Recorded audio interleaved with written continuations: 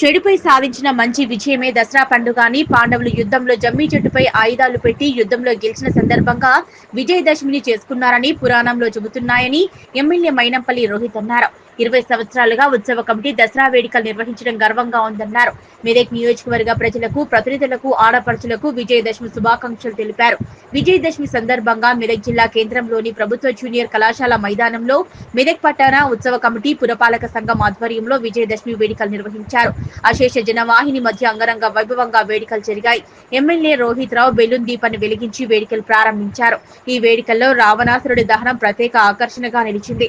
బాణాసంచాలు, వివిధ రకాల టపాసులు కాల్చారు. డీఎస్పీ ఆధ్వర్యంలో పోలీస్ బందోబస్తు ఏర్పాటు చేశారు.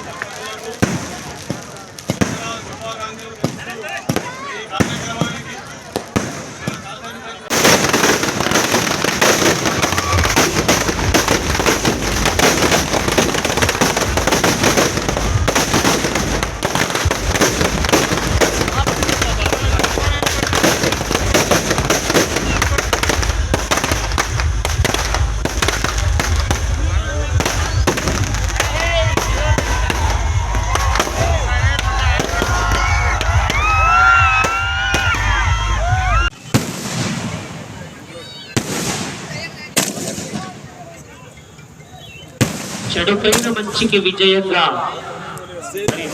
ఎంతో శక్తివంతమైనటువంటి రావణుడైనప్పటికీ కూడా తనలో ఉన్నటువంటి అహంకారము చేత అభినయించినటువంటి చిన్నారి సమీప భవిష్యత్తులో ఇంకా చాలా కార్యక్రమాలు నిర్వహించాలని తర్వాత అద్వైత మహేష్ గారు ఆహ్వానిస్తూ ఉన్నాం.